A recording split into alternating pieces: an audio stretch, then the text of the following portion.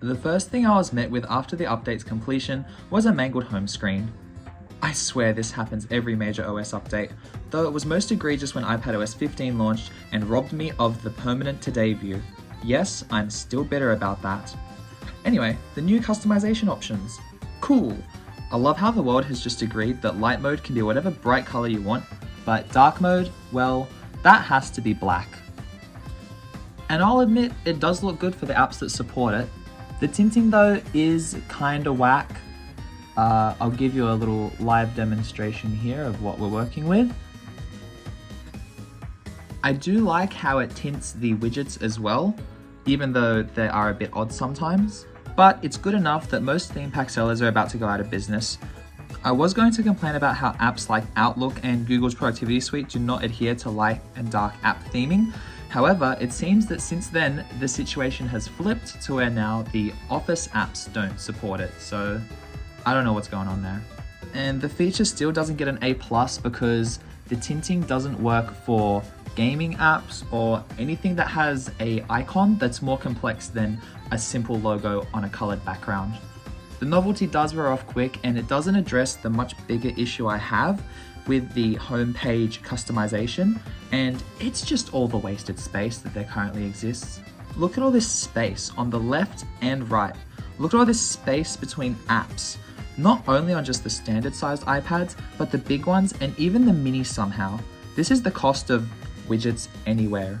And yes, I'm going there. The Today View was an objectively better solution, and its blood sacrifice for this is something I'll never forgive Apple for. Anyway, the anywhere is kind of a lie too. Large widget placement is still absurdly restrictive. I cannot have two small widgets, then a large one, and then two small ones below because of this invisible grid. It just feels like we've regressed, and I've lost hope for the return of Today View. Would it kill them though to add an extra column of apps, or just give us a denser layout option instead of the current Make Apps Boomer sized one? Accessible from the new home screen is the refreshed control center. I like this.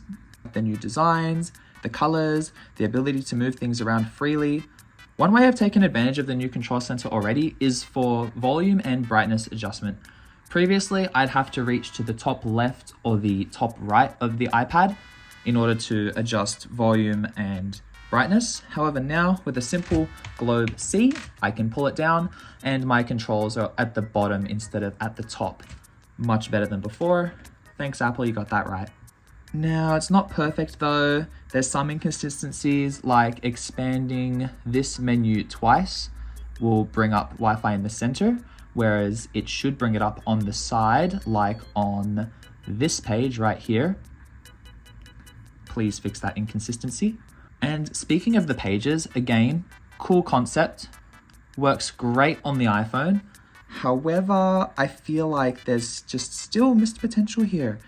I think it would be better if all the pages were laid out horizontally like this, or instead of a Gaussian blur, have it hover over whatever you've got open so you can use the other 2/3 of your screen. But I digress. From the new control center, we can access the all new calculator app. This is great. It really should have been here a decade ago, but we now have a free, easy to use, simple number cruncher for the iPad. And there's also the actual math notes, which are quite cool. I was messing around with it before and it is really quite quick. So I can do 2 + 2 = and it'll just fill it out. It does look a lot better when you have white text. You can do whatever kind of basic math equations you want and it'll solve it. You can scribble shit out and it'll still understand what you're writing. Handwriting detection probably got some machine learning upgrades that are helping it to decipher what I'm trying to write here, because I can go like 20 over 50 plus the square root of 5 equals, and it should just do it. Yep, there you go. I cannot be the only one who gets chalkboard vibes from this color scheme. If Apple still followed a skeuomorphic design philosophy, it probably would have been a chalkboard background and chalk writing effects with a duster for an eraser. Anyway, it works great, but realistically, most people are going to be using it like this to tally up expenses or split a bill. Math notes can also be found in the Notes app, and I might be the only one that is really excited for the new features coming to Apple Notes. there's some really cool stuff in here that I've been messing around with. Let's start with typed notes updates. You can now highlight text, which is neat, making important phrases, questions, or words easier to find than if they were just bold or underlined. And I think the included 5 colors should be enough to meet most people's needs. We've got purple, pink, orange, mint, and blue. Next are collapsible notes. These are great. I have been putting them to work. I'll give you another example right here. All right, here I have a crap ton of notes that probably would have been split into multiple different pages had I had to do this the old-fashioned way. But with collapsible notes, I can have it all in one place and it's easily searchable. I can just be like, oh, I want to have, I don't know, significance. Oh, cool. Now, while these features seem simple or are copied from other apps, they're great additions to the existing toolkit and welcomed ones. Now on to some less simple features. Handwriting stuff. I was blown away with how well it all worked in the early betas, and it's only gotten better. Handwritten text now has autocorrect and it works decently.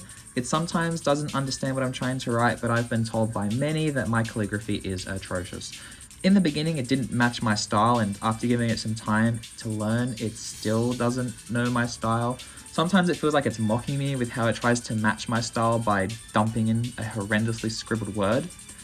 But then scribble to erase is also new. Just draw a squiggly line over whatever you want gone, hold for a second, and boom, it is deleted. It's cool, but I have never been in a situation where it is quicker than switching to the eraser with a double tap. I highlight these 2 features first because they're also GoodNotes 6 features only accessible via an annual subscription or hefty one-time purchase. In addition to these, Notes will also try to tidy your handwriting if you're being quick and dirty with it. Oh, and most of the Math Notes stuff is also built in, which I forgot to mention earlier is a premium feature in Notability. Finally, behold.